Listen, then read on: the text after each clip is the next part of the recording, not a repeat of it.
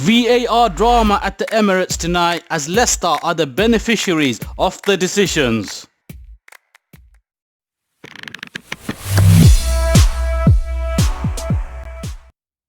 Hi and welcome to Stay Gooned. I hope you're all well and keeping safe. This is the red and whiteboard match reaction, and Arsenal's winning streak has ended after Leicester came back from behind to draw 1-1 at the Emirates.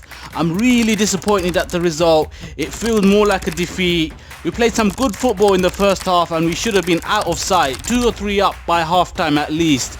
And then the second half we stood resolute as Leicester turned up the heat, but then they got a helping hand from the officials at the game. Firstly, the Nketiah red card.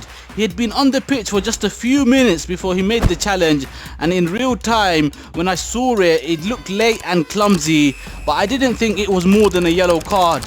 And the referee clearly agreed with me. He was just a few yards away from the incident and he only gave the yellow card.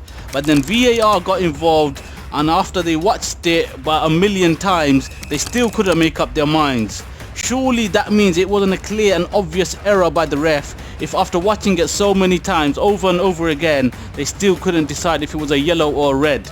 So they asked the referee to go over to the screen, and he takes one look at it and he changes his mind and he brandishes that red card. Was he under pressure by the amount of time it was taking, and he just decided to issue the red to get the game going again? In slow motion it does look much worse than it actually was. It didn't result in any injury and the contact was minimal. It was reckless, but no harm was done, and Nketiah should have been given the benefit of the doubt by the ref.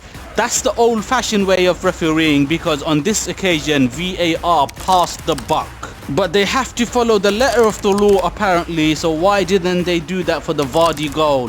Vardy was marginally offside, it was only millimeters. And in the old-fashioned way of refereeing, I wouldn't have had a problem with it. It was a perfectly good goal, but we now live in the world of VAR and it should have been ruled out. They've been ruling goals like that out all season when people's armpits or their hair is offside. The technology is not the problem, it's the people implementing it. This can't continue next season. We were robbed. That being said, we should have won the game in that first half. It was another encouraging display. We defended resolutely and created plenty of chances and scored a very good goal. Dani Ceballos was the player of the first half, another all-round accomplished performance, and Arteta has expressed his desire to keep Dani for next season, and with performances like that it's not difficult to see why. The pass he played that sent Saka through was world class, and then Saka, he laid it on a plate for Aubameyang to bag his 20th goal of the season. That's 12 assists now for Saka in his breakthrough season. Only Alexander-Arnold and Kevin De Bruyne have more than him. Leicester found it difficult to deal with the movement and link-up play of our front three in the first half. If Lacazette had his finishing boots on, we would have won the game. The most important part of a striker's game is scoring goals, and Lacazette is not producing often enough. Other than that though, I thought Laka was really good. His hold-up play was excellent, and so was his link-up play. The finishing is what is letting him down. Other positive performances were at wing-back. Hector Bellerin had easily his best half of football since his return from injury. He played in a couple of great crosses and he was overlapping like the old Bellerin.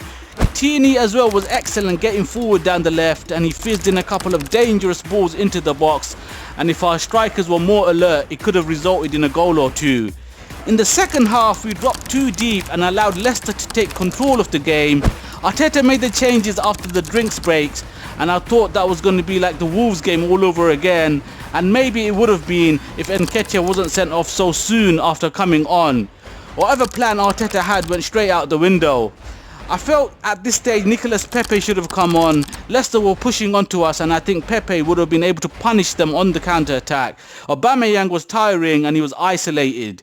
Unfortunately, we couldn't hold out for the victory. It's really disappointing, but there were plenty of positives again, and this is a rebuilding process, and if there were any hopes of a revival of a Champions League push, that's definitely over now. We have to carry on though, and as I said in my preview, it's really important to have a good finish to the season so that we can start off next season on the right foot.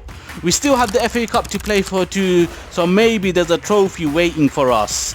That's just about it, folks. We next play on Sunday, the North London derby, of course.